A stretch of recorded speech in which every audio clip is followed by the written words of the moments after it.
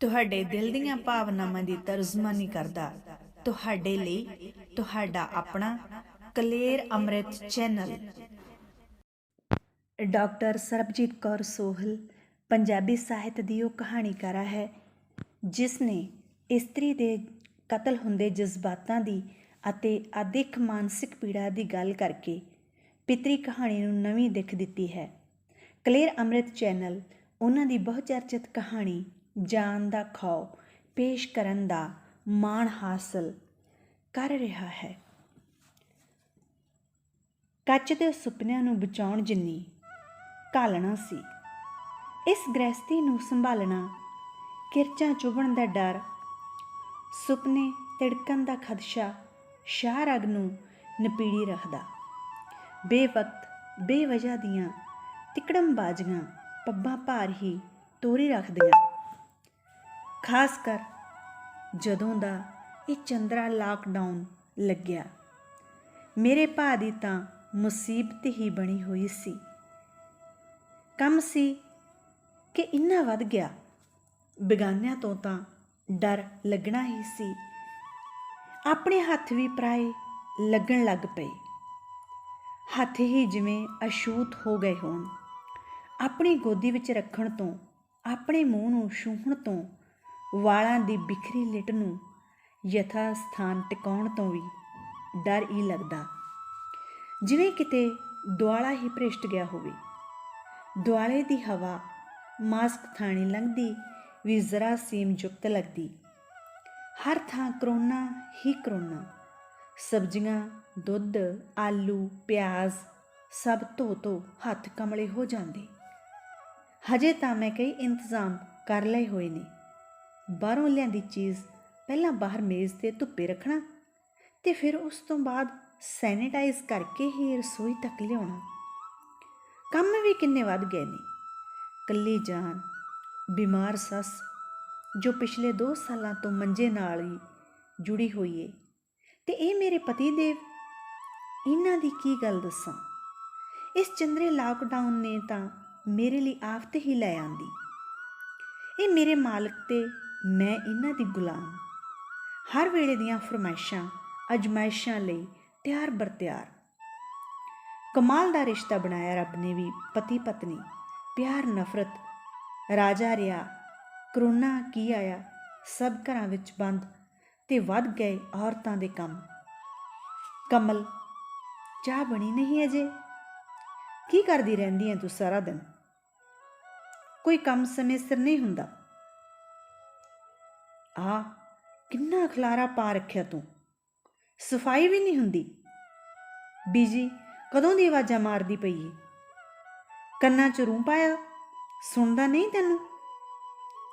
ਵਗੈਰਾ ਵਗੈਰਾ ਵਗੈਰਾ। ਸਾਰਾ ਦਿਨ ਇਹੋ ਜਿਹੀਆਂ ਸਲਵਾਤਾਂ ਸੁਣਨਾ ਮੇਰੀ ਦਿਨਚਰਿਆ ਹੀ ਬਣ ਗਈ ਹੋਈ ਹੈ। ਚਲੋ ਕਿੰਨੇ ਕੁ ਦਿਨ, ਕਦੀ ਤੇ ਲਾਕਡਾਊਨ ਖੁੱਲ੍ਹੇਗਾ ਨਾ। ਮੇਰਾ ਸੰਤਾਪ ਵੀ ਮੁੱਕ ਹੀ ਜਾਊਗਾ। ਕੀ ਕਹਿੰਦੇ ਹੋ? ਤੁਹਾਨੂੰ ਕਹਿ ਰਹੀ ਹਾਂ, ਤੁਸੀਂ ਜੋ ਮੇਰੀ ਕਹਾਣੀ ਸੁਣ ਰਹੇ ਹੋ। ਹੁਣ ਮੈਂ ਨਿੱਤ ਪ੍ਰਾਰਥਨਾ ਕਰਦੀ, ਹੇ ਭਗਵਾਨ ਜੀ, ਇਹ ਕਰੋਨਾ ਪਹੁੰਚਾ ਦਿਓ। ਇਹ ਸੰਤਾਪ ਹੋਰ ਨਹੀਂ ਚੱਲ ਹੁੰਦਾ। ਅਸੀਂ ਤਾਂ ਭਾਈ ਪ੍ਰਧਾਨ ਮੰਤਰੀ ਦੇ ਆਖੇ ਥਾਲੀਆਂ ਪੀਪੇ ਵੀ ਖੜਕਾ ਦਿੱਤੇ, ਮੋਮਬੱਤੀਆਂ ਵੀ ਜਗਾ ਲਈਆਂ, ਪਰ ਕਰੋਨਾ ਹੈ ਕਿ ਮਰਨ ਮੁੱਕਣ ਦਾ ਨਾਮ ਹੀ ਨਹੀਂ ਲੈਂਦਾ। ਤੇ ਉੱਤੋਂ ਇਹਨਾਂ ਚੂਹਿਆਂ ਨੇ ਜਾਨ ਖਾਧੀ ਹੋਈ ਹੈ। ਜਦੋਂ ਦਾ ਸੜਕੋਂ ਪਾਰ ਸੀਵਰੇਜ ਪੈਣ ਦਾ ਕੰਮ ਸ਼ੁਰੂ ਹੋਇਆ, ਸਾਰੇ ਦੇ ਸਾਰੇ ਚੂਹੇ ਘਰ ਵੱਲ ਤੁਰ ਪਏ। ਬੜੀ ਅਲਕਤ ਜਿਹੀ ਆਉਂਦੀ ਹੈ ਚੂਹਿਆਂ ਤੋਂ। ਕੁਚਰ ਕੁਚਰ ਕਰਦੇ ਤੁਰੇ ਫਿਰਦੇ ਨੇ। ਘਰ ਦੇ ਸਾਰੇ ਬੂਹਿਆਂ ਹੇਠ ਰਬੜ ਦੀਆਂ ਪਾਈਪਾਂ ਵੀ ਲਗਵਾਈਆਂ, ਬੂਹੇ ਵੀ ਬੰਦ ਰੱਖੀ ਦੇ ਹੈ, ਪਰ ਨਹੀਂ, ਚੂਹੇ ਤਾਂ ਪਤਾ ਨਹੀਂ ਕਿੱਥੋਂ ਆ ਵੜਦੇ। ਕੜਿੱਕੀ ਲਾਉਣਾ ਨਹੀਂ ਭੁੱਲਦੀ ਮੈਂ। ਚੂਹੇ ਮਾਰਨ ਵਾਲੀ ਚੁੰਬਕ ਜਿਹੀ ਵੀ ਲਾਈ ਰੱਖਦੀ ਹਾਂ। ਚੂਹਾ ਫਸ ਜਾਂਦਾ ਤੇ ਫਿਰ ਉਸ ਨੂੰ ਪਾਰ ਬੁਲਾਉਣ ਦਾ ਜ਼ਿੰਮਾ ਵੀ ਮੇਰਾ। ਮੈਂ ਵੀ ਫਿਰ ਕੜਿੱਕੀ ਸਮੇਤ ਪਾਣੀ ਵਾਲੀ ਬਾਲਟੀ 'ਚ ਡੁਬੋ ਦਿੰਦੀ ਹਾਂ। ਮਰ ਜਾਂਦਾ ਫਿਰ ਚੂਹਾ। ਫਿਰ ਵੀ ਪਤਾ ਨਹੀਂ ਹੋਰ ਕਿੱਥੋਂ ਤੁਰੇ ਆਉਂਦੇ ਨੇ, ਹੇੜ ਦੀ ਹੇੜ। ਕਮਲ, ਰੋਟੀ ਬਣੀ ਨਹੀਂ ਅਜੇ? ਬੇਜੀ ਕਦੋਂ ਦੇ ਭੁੱਖੇ ਨੇ? ਰਵੀ ਗੁੱਸੇ ਨਾਲ ਤਮਤਮਾਉਂਦਾ ਬੋਲਿਆ ਸੀ। ਬਸ ਤਿਆਰ ਹੈ, ਮੈਂ ਲੈ ਕੇ ਹੀ ਆ ਰਹੀ ਸੀ। ਮੈਂ ਸਹਿਜ ਭਾਵ ਨਾਲ ਕਿਹਾ, ਮੈਨੂੰ ਪਤਾ ਕਿ ਬੋਲਣ ਦਾ ਕੋਈ ਫਾਇਦਾ ਨਹੀਂ, ਐਵੇਂ ਮੂਡ ਹੀ ਕਿਰਕਰੀ ਹੋਣੀ ਹੈ। ਇਸ ਬੰਦੇ ਨਾਲ ਬਹਿਸ ਕਰਨ ਦਾ ਵੀ ਕੋਈ ਫਾਇਦਾ ਨਹੀਂ। ਮੈਂ ਤਾਂ ਹੁਣ ਢੀਠ ਹੀ ਹੋ ਗਈ ਹਾਂ। ਉਹਨਾਂ ਕੋ ਅਸਰ ਲਿਆ ਤੇ ਬਸ ਤੁਹਾਡੀ ਆਖੀ ਸਿਰ ਮੱਥੇ ਤੇ ਪਰਨਾਲਾ ਉੱਥੇ ਦਾ ਉੱਥੇ। ਤੁਸੀਂ ਸੋਚਦੇ ਹੋਵੋਗੇ ਕਿਹੋ ਜਿਹੀ ਜਨਾਨੀ ਹੈ, ਭੋਰਾ ਝਿਜਕ ਨਹੀਂ, ਸੱਸ ਦੀ ਤਾਂ ਪਰਵਾਹ ਹੀ ਨਹੀਂ ਕਰਦੀ। ਪਰ ਨਹੀਂ, ਮੈਂ ਇਹੋ ਜਿਹੀ ਕਦੀ ਵੀ ਨਹੀਂ ਸਾਂ। ਕਮਲ ਦੇ ਫੁੱਲ ਵਰਗੀ ਹੀ ਸੀ ਜਦੋਂ ਪੜ੍ਹਦੀ ਸੀ, ਖਿੜੀ ਖਿੜੀ, ਨਰਮ, ਮਾਸੂਕ, ਮਲੂਕ। ਵਿਆਹੀ ਗਈ ਤਾਂ ਬਸ ਕੰਮੋਂ ਗਈ। ਤੁਸੀਂ ਕਿਸੇ ਵੀ ਔਰਤ ਨੂੰ ਪੁੱਛ ਵੇਖੋ ਕਿ ਉਹ ਵਿਆਹ ਤੋਂ ਪਹਿਲਾਂ ਸੁਖੀ ਸੀ ਕਿ ਵਿਆਹ ਤੋਂ ਮਗਰੋਂ। ਸਾਰੀਆਂ ਔਰਤਾਂ ਕੰਮਾਂ ਦੀਆਂ ਮਾਰੀਆਂ, ਟੱਬਰ ਦੀਆਂ ਜ਼ਿੰਮੇਵਾਰੀਆਂ ਨਿਭਾਉਂਦੀਆਂ ਸਤਾਂਗਾਂ ਜੰਗਾਂ ਹੀ ਹੋਣਗੀਆਂ ਅਕਸਰ।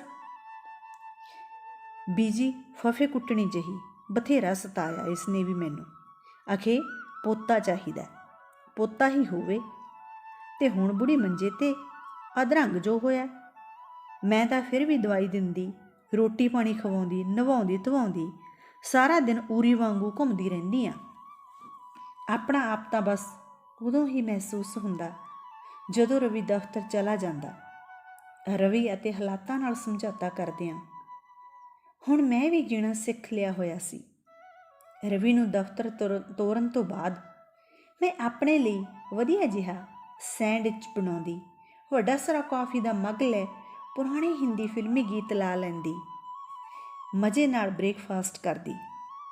ਕੌਫੀ ਪੀਣ ਤੋਂ ਪਹਿਲਾਂ ਕੌਫੀ ਦੀ ਮਹਿਕ ਨੂੰ ਮੈਂ ਡੂੰਘੇ ਸਾਹ ਨਾਲ ਅੰਦਰ ਹੀ ਜਜ਼ਬ ਕਰ ਲੈਣਾ ਚਾਹੁੰਦੀ। ਅੱਗੇ ਤਾਂ ਕੰਮ ਵਾਲੀ ਆਉਂਦੀ ਤੇ ਸਫਾਈਆਂ, ਬਰਤਨ ਸਾਫ਼ ਕਰ ਜਾਂਦੀ, ਪਰ ਇਸ ਲਾਕਡਾਊਨ ਵਿੱਚ ਕੰਮ ਵਾਲੀਆਂ ਨੂੰ ਘਰੇ ਬੁਲਾਉਣਾ ਵੀ ਖਤਰੇ ਤੋਂ ਖਾਲੀ ਨਹੀਂ ਸੀ। ਬੀਜੀ ਕਰਕੇ ਉਂਝ ਵੀ ਰਵੀ ਨੌਕਰਾਣੀ ਦਾ ਨਾਮ ਵੀ ਨਾ ਲੈਣ ਦਿੰਦਾ। ਚਲੋ ਉਹ ਜਾਣੇ, ਸਭ ਹੋਈ ਜਾ ਰਿਹਾ ਸੀ। ਉਂਝ ਪ੍ਰਾਹੁਣਿਆਂ ਦਾ ਕੰਮ ਵੀ ਘਟਿਆ ਹੋਇਆ ਸੀ। ਆਂਢ ਗੁਆਂਢ ਤੋਂ ਵੀ ਕੋਈ ਇੱਕ ਦੂਜੇ ਦੇ ਘਰ ਆਉਂਦਾ ਜਾਂਦਾ ਨਹੀਂ ਸੀ। ਆਪਣਾ ਘਰ, ਆਪਣੀ ਦੁਨੀਆ ਅਤੇ ਆਪਣੇ ਹੀ ਝੰਜਟ। ਵੈਸੇ ਰਵੀ ਦੇ ਘਰ ਹੁੰਦਿਆਂ ਮੇਰੀ ਕੀ ਮਜਾਲ ਸੀ ਕਿ ਮੈਂ ਟੀਵੀ 'ਤੇ ਕੋਈ ਸੀਰੀਅਲ ਜਾਂ ਫਿਲਮ ਦੇਖ ਸਕਾਂ। ਉਸ ਦੇ ਘਰ ਜਾਣ ਤੋਂ ਬਾਅਦ ਹੀ ਮੇਰਾ ਟਾਈਮ ਸ਼ੁਰੂ ਹੁੰਦਾ ਸੀ। ਤੇ ਹੁਣ ਆਹ ਲਾਕਡਾਊਨ। ਤੁਹਾਨੂੰ ਪਤਾ ਹੈ ਰਵੀ ਖਿਜਿਆ ਕਿਉਂ ਰਹਿੰਦਾ? ਦਰਅਸਲ ਇਹਦਾ ਘਰੇ ਜੀ ਹੀ ਨਹੀਂ ਲੱਗਦਾ। ਦਫ਼ਤਰ ਹੁੰਦਾ ਤਾਂ ਆਪਣੀ ਕੁਝ ਲੱਗਦੀ ਨੂੰ ਮਿਲਦਾ ਗਿਲਦਾ ਰਹਿੰਦਾ। ਉਹ ਖਸਮਾਂ ਨੂੰ ਖਾਣੀ ਇਹਦੇ ਦਫ਼ਤਰ ਵਿੱਚ ਹੀ ਕੰਮ ਕਰਦੀ ਹੈ। ਜਦੋਂ ਕਦੀ ਉਹਦਾ ਘਰ ਵਾਲਾ ਆਸੇ-ਪਾਸੇ ਗਿਆ ਹੁੰਦਾ, ਇਹ ਦੋਵੇਂ ਮਿਲਦੇ ਆ। ਮੈਨੂੰ ਪਤਾ ਏ, ਮੈਂ ਕਈ ਵਾਰੀ ਇਹਨਾਂ ਦੀਆਂ ਗੱਲਾਂ ਸੁਣੀਆਂ ਨੇ।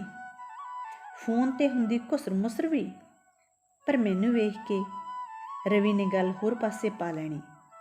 ਸਭ ਪਤਾ ਏ ਮੈਨੂੰ ਕਿਹੜੀਆਂ ਤੱਤੀਆਂ ਸੇਕਦਾ ਏ, ਪਰ ਮੈਂ ਵੀ ਘੇਸਲ ਮਾਰ ਛੱਡਦੀ ਹਾਂ ਜਿਵੇਂ ਮੈਨੂੰ ਕੋਈ ਪਤਾ ਹੀ ਨਾ ਹੋਵੇ।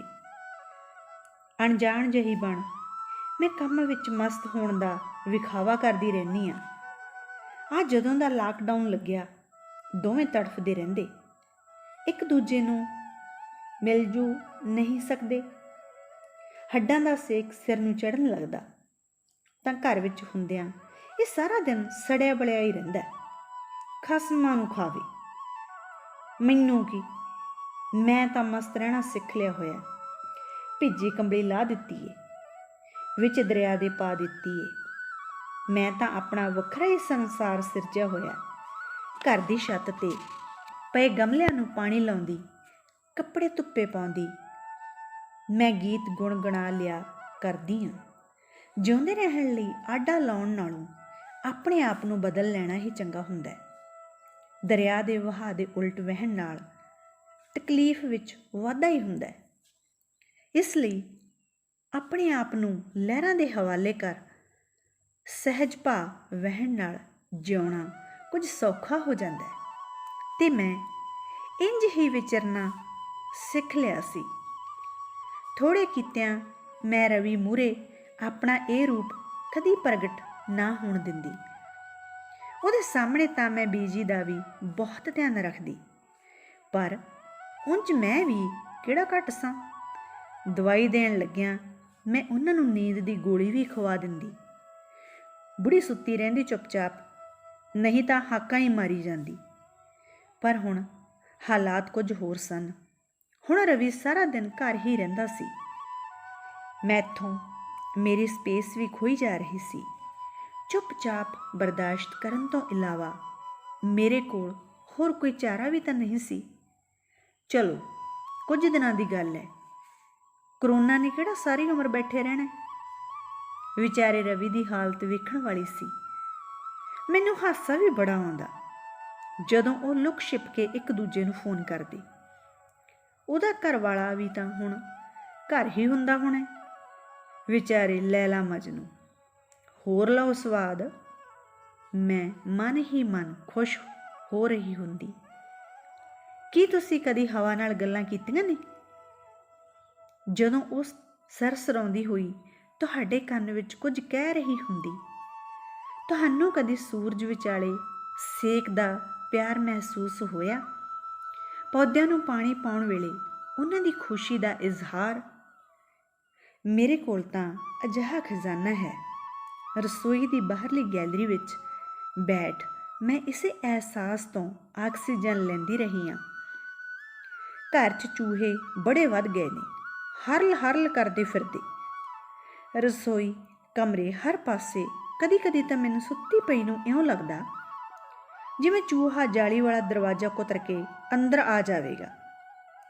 ਲੱਗਦਾ ਕੋਈ ਚੂਹੀ ਸੂਈ ਹੋਣੀ ਹੈ। ਇਹਨਾਂ ਚੂਹਿਆਂ ਦਾ ਸ਼ੋਰ, ਭੱਜ ਦੌੜ, ਖਰਮਸਤੀ ਮੈਨੂੰ ਉੱਕਾ ਚੰਗੀ ਨਹੀਂ ਲੱਗਦੀ। ਜਦੋਂ ਕਿਤੇ ਮੈਂ ਰਵੀ ਨੂੰ ਸ਼ਿਕਾਇਤ ਕਰਦੀ ਕਿ ਚੂਹੇ ਬਹੁਤ ਵੱਧ ਗਏ ਹਨ, ਤਾਂ ਪਤਾ ਅੱਗੋਂ ਕੀ ਕਹਿੰਦਾ ਉਹ? ਚੂਹੇ ਤੇਰੇ ਘਟੀਆ ਖਾਣੇ ਨੂੰ ਪਸੰਦ ਕਰਦੇ ਆ, ਇਸੇ ਲਈ ਤੁਰੇ ਆਉਂਦੇ ਨੇ। ਉਸਨੇ ਮੇਰਾ ਕਿਹਾ ਤਾਂ ਕੁਝ ਸੁਣਨਾ ਹੀ ਨਹੀਂ ਹੁੰਦਾ ਨਾ। ਕਾਸ਼ ਕਿਤੇ ਇਹ ਹੁੰਦਾ ਕਿ ਬੰਦੇ ਨੂੰ ਦਿਮਾਗ ਤੇ ਦਿਲ ਤਾਂ ਲੱਗਿਆ ਹੁੰਦਾ, ਪਰ ਇਉਂ ਫਿਰ ਉਹ ਕਦੀ ਉਲਾਮਾ ਨਾ ਦਿੰਦਾ। ਕਦੀ ਕਦੀ ਮੇਰਾ ਜੀ ਕਰਦਾ ਇਹਨੂੰ ਛੱਡ ਕੇ ਤੁਰ ਜਾਵਾਂ ਕਿਤੇ, ਪਰ ਨਹੀਂ, ਇਹ ਵੀ ਮੇਰੇ ਕੋਲੋਂ ਨਹੀਂ ਹੋਣਾ। ਇਸੇ ਰਵੱਈਏ ਤੋਂ ਉਕਤਾ ਮੈਂ ਆਪਣੇ ਲਈ ਵੱਖਰਾ ਸੰਸਾਰ ਸਿਰਜ ਲਿਆ। ਤੁਸੀਂ ਵੇਖਣਾ? ਚਲੋ ਵਿਖਾਵਾਂ ਨਾ। ਸੱਚ ਤੁਸੀਂ ਮਹਿਸੂਸ ਕਰੋ। ਸੇਬ ਨੂੰ ਕੱਟਣ ਤੋਂ ਪਹਿਲਾਂ ਉਹਨੂੰ ਸੁੰਘ ਕੇ ਵੇਖੋ। ਆਹਾ ਹਾ ਹਾ। ਕੁੱਕਰ ਵਿਸਲ ਮਾਰੇ ਤਾਂ ਬਣ ਰਹੀ ਸਬਜ਼ੀ ਦੀ ਮਹਿਕ, ਸਿੱਕ ਰਹੇ ਪਰੌਂਠਿਆਂ ਦੀ ਮਹਿਕ, ਮੂੰਹ 'ਚ ਪਾਣੀ ਆ ਗਿਆ ਨਾ। ਲੋਹੇ ਦੀ ਕਰਦ ਨਾਲ ਸਬਜ਼ੀ ਕੱਟਣ ਵੇਲੇ ਦੀ ਟਿਕ ਟਿਕ, ਸੂਰਜ ਉੱਗਣ ਨਾਲ ਪੌਦਿਆਂ ਨੂੰ ਮਹਿਸੂਸ ਹੁੰਦੀ ਨਿੱਘ ਵਾਲੀ ਅਵਸਥਾ, ਉੱਡ ਰਹੇ ਬੱਦਲਾਂ ਵਿਚਾਲੇ ਕਿਤੇ ਉੱਡਣ ਦੀ ਲਾਲਸਾ, ਪੋਚੇ ਲਾਉਣ ਵੇਲੇ ਫਿਨਾਇਲ ਦੀ ਮਹਿਕ। ਜਦੋਂ ਰਵੀ ਆਪਣੀ ਚਿਚੜੀ ਨੂੰ ਨਾ ਮਿਲ ਸਕੇ ਤਾਂ ਉਹਦੇ ਰਵੱਈਏ ਤੋਂ ਕੁਝ ਮੱਚਣ ਦੀ ਸੜਾਂਦ, ਮੱਛੀ ਧੋਣ ਵੇਲੇ ਉਸ ਤੋਂ ਆ ਰਹੀ ਹੁਮਕ ਐ ਤੇ ਬੀਜੀ ਦੇ ਰੌਲੇ ਰੱਪੇ ਨਾਲ ਨਿਕਲੇ ਥੁੱਕ ਦੀ ਅਲਕਤ, ਕਿੰਨਾ ਕੁਝ ਏ। ਮੇਰੇ ਇਸ ਸੰਸਾਰ ਵਿੱਚ ਆਟਾ ਪ੍ਰਾਂਤ 'ਚ ਪਾਉਣ ਤੋਂ ਪਹਿਲਾਂ ਸਹਿਜ ਸੁਭਾਵਿਕ ਹੀ ਪਰਿਵਾਰ ਦੀ ਸੁੱਖ ਮੰਗਣ ਦੀ ਆਦਤ, ਗੁੰਨੇ ਪਏ ਆਟੇ ਦੀ ਤੌਣ ਦੀ ਮਿੱਟੀ ਜਿਹੀ ਮਹਿਕ, ਤਵੇ 'ਤੇ ਪਈ ਰੋਟੀ ਦੇ ਸੜਨ ਵਾਂਗ ਹੀ ਔਰਤ ਦੀ ਜ਼ਿੰਦਗੀ। ਕਿੰਨਾ ਮਰਜ਼ੀ ਧਿਆਨ ਨਾਲ ਪਕਾਓ, ਕਿਤੋਂ ਨਾ ਕਿਤੋਂ ਵੱਧ ਸੇਕ ਲੱਗਦਾ ਹੀ ਹੈ। ਤੁਸੀਂ ਸੋਚਦੇ ਹੋਵੋਗੇ ਇਹ ਕਮਲੀ ਹੈ। ਨਹੀਂ, ਮੈਂ ਕਮਲੀ ਨਹੀਂ, ਪਰ ਰਵੀ ਨੇ ਮੈਨੂੰ ਕਮਲੀ ਦੱਸ ਕੇ ਹੀ ਦੂਸਰੀ ਔਰਤ ਤੋਂ ਹਮਦਰਦੀ ਲਈ ਹੋਵੇਗੀ। ਤਾਂ ਹੀ ਤਾਂ ਉਸਨੂੰ ਚਿਚੜੀ ਨਾਲ ਇਸ਼ਕ ਲੜਾਉਣ ਦਾ ਮੌਕਾ ਮਿਲਿਆ ਹੋਇਆ। Sympathy ground. ਤੁਸੀਂ ਸਮਝ ਹੀ ਗਏ ਹੋਵੋਗੇ। ਮੈਨੂੰ ਵੀ ਹੁਣ ਕੋਈ ਫਰਕ ਨਹੀਂ ਪੈਂਦਾ। ਇਵੇਂ ਨਹੀਂ ਕਿ ਮੈਨੂੰ ਸ਼ੁਰੂ ਤੋਂ ਹੀ ਰੌਲਾ ਪਸੰਦ ਨਹੀਂ ਸੀ, ਪਸੰਦ ਸੀ, ਬਹੁਤ ਪਸੰਦ। ਪਰ ਜਦੋਂ ਦੇ 2 ਮਿਸਕੈਰੇਜ ਹੋਏ ਨੇ, ਮੈਨੂੰ ਸ਼ੋਰ ਤੋਂ ਅਲਕਤ ਆਉਣ ਲੱਗ ਪਈ ਏ। ਮਿਸਕੈਰੇਜ ਵੇਲੇ ਖੂਨ ਦੀ ਛਪੜੀ ਵਿੱਚੋਂ ਆ ਰਹੀ ਮੇਰੇ ਅਣਜੰਮੇ ਬੱਚੇ ਦੀ ਮਹਿਕ ਬੜਾ ਦੁਖਦਾਈ ਸੀ। ਸਭ ਕਦੀ ਕਦੀ ਮੈਨੂੰ ਆਪਣਾ ਆਪ ਦੋਸ਼ੀ ਵੀ ਲੱਗਦਾ, ਤਾਂ ਹੀ ਮੈਂ ਰਵੀ ਨੂੰ ਕੁਝ ਕਹਿਣਾ ਮੁਨਾਸਿਬ ਨਹੀਂ ਸਮਝਦੀ। ਜੇ ਉਹ ਆਪਣੀ ਚਿਚੜੀ ਨਾਲ ਖੁਸ਼ ਹੈ ਤਾਂ ਵੀ ਠੀਕ ਹੈ। ਕਦੀ ਕਦੀ ਮੈਂ ਸਾਰੀਆਂ ਰੋਟੀਆਂ ਵੱਖੋ ਵੱਖਰੀ ਸ਼ੇਪ ਦੀਆਂ ਬਣਾ ਲੈਂਦੀ ਹਾਂ। ਆਪਣੇ ਹੀ ਖਿਆਲਾਂ ਵਿੱਚ ਗੁਆਚੀ ਮੈਂ ਲੋਰੀ ਗਾਉਣ ਲੱਗਦੀ ਹਾਂ ਤੇ ਨਾਲੇ ਆਟੇ ਦੀਆਂ ਚਿੜੀਆਂ ਬਣਾ ਤਵੇ 'ਤੇ ਸੇਕਣ ਲੱਗ ਪੈਂਦੀ ਹਾਂ। ਫਿਰ ਪਤਾ ਨਹੀਂ ਕਿਉਂ ਮੈਂ ਉਹ ਚਿੜੀਆਂ ਪੰਛੀਆਂ ਨੂੰ ਦਾਣਾ ਪਾਉਣ ਵੇਲੇ ਕਸੋਰੇ ਵਿੱਚ ਪਾ ਆਉਂਦੀ ਹਾਂ। ਵਿਚਾਰਾ ਰਵੀ ਅੱਜ ਆਪਣੀ ਚਿਚੜੀ ਨਾਲ ਵੀਡੀਓ ਕਾਲ 'ਤੇ ਲੱਗਾ ਹੋਇਆ। ਚਿਚੜੀ ਵੀ ਉਹਨੂੰ ਸਡਿਊਸ ਕਰਨ ਲਈ ਨਾਈਟੇ ਪਾਈ ਫਿਰਦੀ ਹੈ। ਮੈਨੂੰ ਕਿਵੇਂ ਪਤਾ? ਮੈਂ ਚੋਰੀ ਚੋਰੀ ਵੇਖਿਆ ਸੀ, ਨਾਲੇ ਉਹਨਾਂ ਲਵ ਬਰਡਸ ਦੀਆਂ ਗੱਲਾਂ ਵੀ ਸੁਣੀਆਂ, ਜਿਵੇਂ ਕੋਈ ਹਿੰਦੀ ਸੀਰੀਅਲ ਚੱਲ ਰਿਹਾ ਹੋਵੇ। ਅੱਜ ਡਾਕਟਰ ਬੀਜੀ ਨੂੰ ਵੇਖਣ ਆਇਆ ਤੇ ਕਹਿੰਦਾ ਉਹਨਾਂ ਦੀ ਪਿੱਠ ਉੱਤੇ ਬੈਡ ਸ਼ੋਰ ਹੋ ਗਏ ਨੇ, ਬੈਡ ਪ੍ਰੈਸ਼ਰ ਵੀ ਹਾਈ ਏ।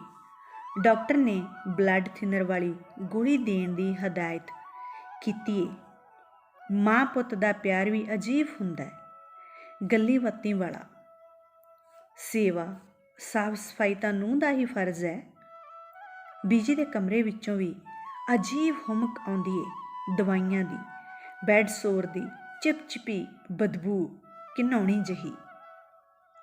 ਉਧਰ ਘਰ ਵਿੱਚ ਚੂਹੇ ਵੀ ਦਗੜ ਦਗੜ ਕਰਦੇ ਫਿਰੀ ਜਾਂਦੇ ਨੇ। ਰਵੀ ਤੋਂ ਰੋਜ਼ ਡਾਂਟ ਪੈਂਦੀ, ਡਾਂਟ ਤੋਂ ਅਗਲਾ ਸਟੈਪ ਥੱਪੜ ਤੇ ਥੱਪੜ ਤੋਂ ਅੱਗੇ ਵਾਲਾਂ ਤੋਂ ਘਸੀਟਣਾ, ਧੌਲੇ ਧੱਫੇ, ਹੋਰ ਕਿੰਨਾ ਕੁਝ। ਤੇ ਪਤਾ ਤੁਹਾਨੂੰ, ਉਹ ਬਿਸਤਰੇ 'ਤੇ ਵੀ ਮੈਨੂੰ ਇਉਂ ਮਧੋਲਦਾ ਜਿਵੇਂ ਦੁਸ਼ਮਣ ਤੋਂ ਬਦਲਾ ਲੈ ਰਿਹਾ ਹੋਵੇ। ਇਸ ਸਭ ਕਾਸੇ ਦਾ ਸ਼ੋਰ ਮੇਰੇ ਅੰਦਰ ਉਬਲਦਾ ਰਹਿੰਦਾ ਹੈ। ਮੈਂ ਵੀ ਫਿਰ ਘੱਟ ਨਹੀਂ ਕਰਦੀ, ਜਾਣ ਬੁੱਝ ਕੇ ਉਹਦੀ ਦਾਲ ਵਿੱਚ ਕੋਰਡੂ ਪਾ ਦਿੰਦੀ ਹਾਂ, ਜੂਸ ਦੇ ਗਲਾਸ ਵਿੱਚ ਐਵੇਂ ਹੀ ਬੀਜ ਪਾ ਦਿੰਦੀ। ਭਾਈ ਜਾ ਰੌਲਾ ਜਿੰਨਾ ਪਾਉਣਾ। ਅੱਜ ਤਾਂ ਹੱਦ ਹੀ ਹੋ ਗਈ। ਸਵੇਰ ਦੇ ਕੰਮਕਾਰ ਤੋਂ ਵਿਹਲੀ ਹੋ ਮੈਂ ਘਰ ਦੇ ਸਾਰੇ ਪੱਖੇ ਚਲਾ ਦਿੱਤੇ। ਪੱਖਿਆਂ ਨਾਲ ਉੜਦੇ ਪਰਦੇ ਮੈਨੂੰ ਬੜੇ ਚੰਗੇ ਲੱਗਦੇ। ਇਉਂ ਲੱਗਦਾ ਜਿਵੇਂ ਮੇਰੇ ਵੀ ਪਰ ਨਿਕਲ ਆਏ ਹੋਣ ਤੇ ਮੈਂ ਵੀ ਪਰਦਿਆਂ ਨਾਲ ਉੜਦੀ ਫਿਰਦੀ ਹੋਵਾਂ। ਨਾਲੇ ਘਰ ਦੀ ਫਿਜ਼ਾ ਵੀ ਕੁਝ ਤਾਜ਼ੀ ਤਾਜ਼ੀ ਮਹਿਸੂਸ ਹੁੰਦੀ ਹੈ ਨਾ।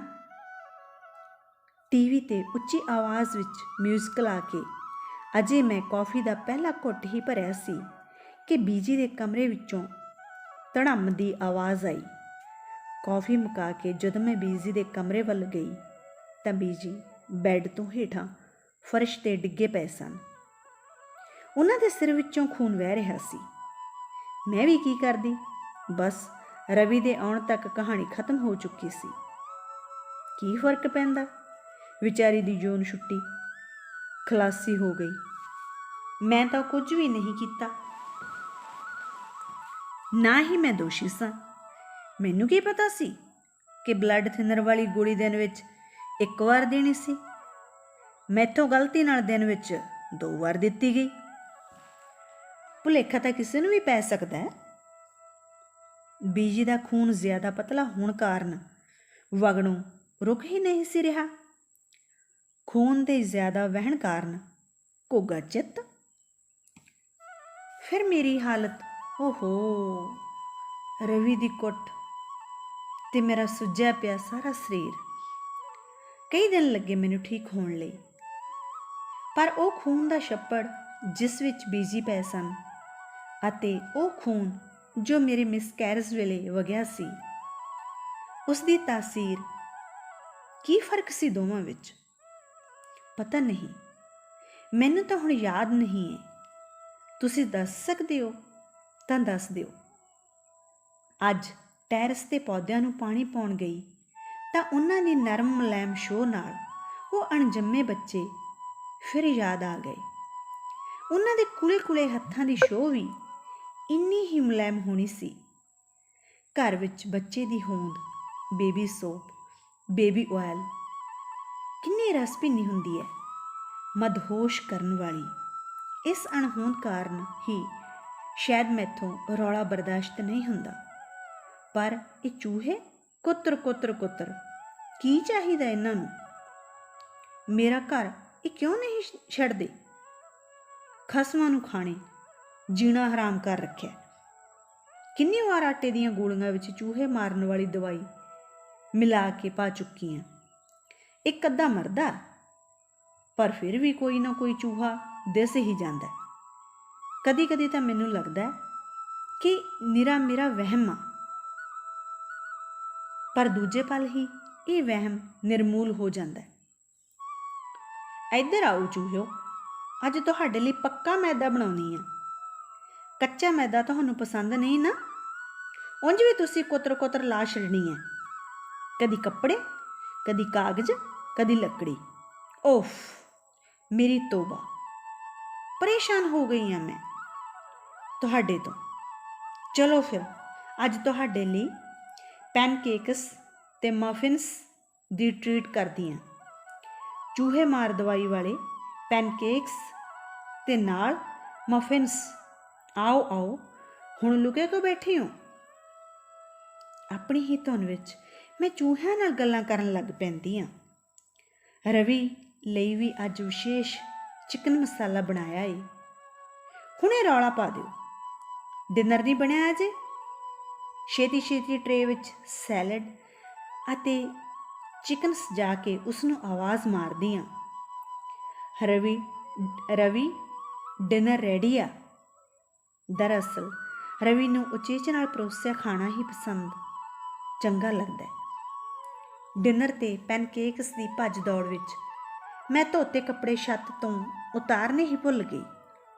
ਨਾ ਜਾਣੇ ਰਾਤ ਨੂੰ ਕੋਈ ਮੀਂਹ ਕਣੀ ਹੀ ਆ ਜਾਵੇ।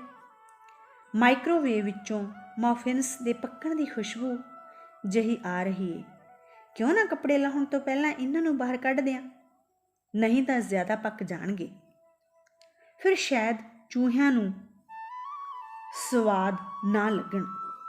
ਠੰਡੇ ਹੋਣ 'ਤੇ ਚੂਹਿਆਂ ਦੀਆਂ ਲੁਕਣ ਵਾਲੀਆਂ ਥਾਵਾਂ 'ਤੇ ਰੱਖ ਦਿਆਂਗੀ। ਹੁਣ ਦੱਸੋ ਬੱਚੋ, ਭੱਜ ਕੇ ਕਿੱਥੇ ਜਾਓਗੇ? ਆਪਣੀ ਇਸ ਸਕੀਮ 'ਤੇ ਖੁਸ਼ ਹੁੰਦਿਆਂ ਰਵੀ ਨੂੰ ਡਿਨਰ ਵਾਲੀ ਟਰੇ ਚੁੱਕ ਕੇ ਲੈ ਜਾਣ ਲਈ ਕਹਿੰਦੀ ਹਾਂ। ਪੌੜੀਆਂ ਦੇ ਅੱਧ ਵਿਚਾਲੇ ਜਾ ਕੇ ਯਾਦ ਆਉਂਦਾ ਕਿ ਮਫਿਨਸ ਵੀ ਉੱਥੇ ਹੀ ਸੈਲਫ 'ਤੇ ਪਏ ਨੇ। ਕਾਹਲੀ ਕਾਹਲੀ ਰਵੀ ਨੂੰ ਆਵਾਜ਼ ਦਿੰਦੀ ਹਾਂ, ਟਰੇ ਲੈ ਜਾਇਓ, ਮਫਿਨ ਨਾ ਖਾਇਓ ਪਲੀਜ਼। ਛੱਤ 'ਤੇ ਸਿੱਲੀ ਸਿੱਲੀ ਹਵਾ ਵਗ ਰਹੀ ਸੀ। ਕਿਤੇ ਕਿਤੇ ਕੋਈ ਬਦਲੀ ਹਵਾ ਨਾਲ ਇੱਧਰ ਉੱਧਰ ਵੀ ਜਾ ਰਹੀ ਸੀ।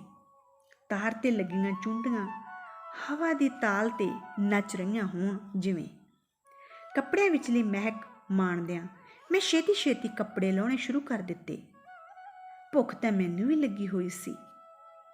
ਹੇਠਾਂ ਜ਼ੋਰ ਦੀ ਕਿਸੇ ਚੀਜ਼ ਦੇ ਡਿੱਗਣ ਦੀ ਆਵਾਜ਼ ਨੇ ਮੇਰੀ ਤੰਦਰਾ ਭੰਗ ਕਰ ਦਿੱਤੀ।